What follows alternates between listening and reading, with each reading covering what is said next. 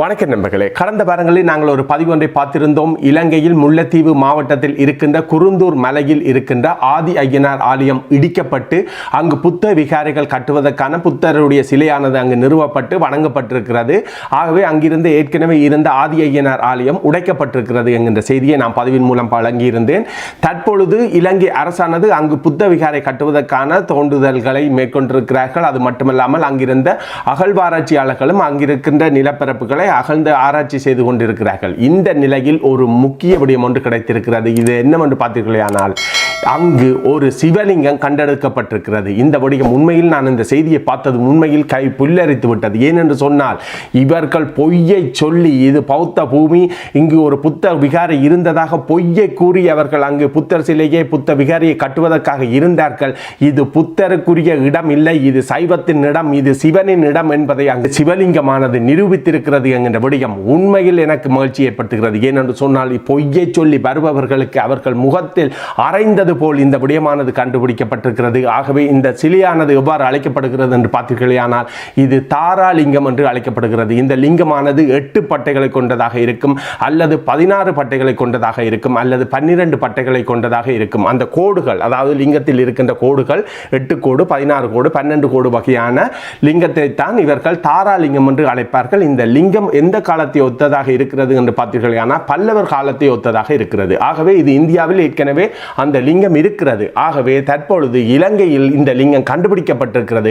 மிகவும் மகிழ்ச்சி அளிக்கிறது. ஏனென்று சொன்னால், புத்தன் பூமி அல்ல இலங்கை, சைவத்தின் பூமி, சிவன் வாழ்ந்த பூமி, குமரி கண்டத்தின் எச்சமானது தான் இலங்கை என்பதை உலக தமிழர்கள் நாங்கள் அறிவோம். இந்த விடயத்தை உலக தமிழர்கள், முக்கியமாக உங்களுடைய நண்பர்கள் தமிழர்கள் எல்லோருக்கும் பரப்பிவிடுங்கள். ஏனென்று சொன்னால், இவர்கள் இந்த லிங்கத்தை ஒழித்துவிட்டு அங்கு எதுவும் கண்டுபிடிக்கப்படவில்லை, ஏதாவது ஒரு புத்தர் சிலையை வேண்டுமென்றால் அவர்கள் கொண்டு வந்தாலும் கொண்டு வருவதற்கான வாய்ப்புகள் இருக்கிறது. ஆகவே இந்த உண்மை செய்தியை உலகம் அறிய நாங்கள் தான் உலகறிய வைக்க வேண்டும்.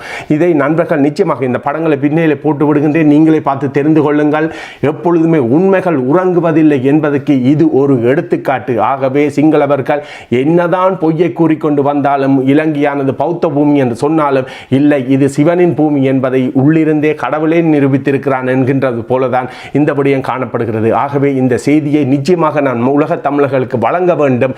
இவர்கள் உடைத்தெறிந்த ஆதி ஐயனார் ஆலயமானது அங்கே மீண்டும் கட்டப்பட வேண்டும், இந்த சிவலிங்கம் அங்கே மூலஸ்தானத்தில் வைக்கப்பட வேண்டும் என்பது எனது கோரிக்கையாக இந்த பதிவில் வைக்கின்றேன். ஆகவே உலகெங்கும் வாழ்ந்து கொண்டிருக்கின்ற அனைத்து தமிழர்களும் இந்த விடயத்தில் அக்கறை செலுத்துங்கள். இந்த விடயத்தை முடிந்தளவு பரப்பி விடுங்கள். ஏனென்று சொன்னால், பொய்கள் என்றைக்கும் நிலைக்காது, உண்மைதான் என்றுமே ஜெயிக்கும் என்பதற்கு இந்த லிங்கம் ஒரு எடுத்துக்காட்டு. அதே வேளையில் அங்கு ஏற்கனவே அந்த குருந்தூர் மலையில் பண்டாரவன்னியனுடைய கோட்டை இருந்ததாக ஐதீகம் வரலாறு கூறுகிறது. அவற்றை மீண்டும் அகழ்வாராய்ச்சி மூலம் கண்டெடுத்து அந்த கோட்டையை மீண்டும் நாங்கள் பராமரிக்க வேண்டும். அது எமது வரலாற்றை கூறுகின்ற ஒரு கோட்டையாக இருக்கும். அதே வேளையில் அங்கு இன்னும் பல கோவில்கள் இருப்பதாகவும் ஏனைய நபர்கள் கூறுகிறார்கள். அவற்றையும் கண்டுபிடித்து அங்கு கோவில்கள் அமைக்க வேண்டும் என்பதுதான் எனது ஆசையும். எமது வரலாற்றை நாங்கள் எப்பொழுதும் காப்பாற்ற வேண்டும் என்பதுதான் உண்மை. ஆகவே ஒட்டுமொத்த தமிழினமும் இதை விழிப்புற்று இதற்கான தேடுதல்களையும் இதற்கான செயற்பாடுகளும் இறங்க வேண்டும். குறிப்பாக பாராளுமன்ற உறுப்பினர்கள் அந்த சிலையை நீங்கள் சென்று பார்வையிட்டு அங்கு ஒரு கோவிலை கட்டுவதற்கான செயற்பாடுகளை நீங்கள் முன்னெடுக்க வேண்டும். நீங்கள் தான் இப்பொழுது எமது நம்பிக்கையாக இலங்கையில் இருக்கிறீர்கள் என்பதை நான் இந்த பதிவின் மூலம் உங்களுக்கு வழங்குகின்றேன். ஆகவே நண்பர்களே, கிடைத்திருக்கின்ற இந்த மகிழ்ச்சியான செய்தியை உடனடியாக வழங்க வேண்டும் என்பதற்காகத்தான் இதை பதிவு செய்கின்றேன். நான் படங்களை பின்னால் போட்டு விடுகின்றேன், நீங்களே பார்த்து தெரிந்து கொள்ளுங்கள்.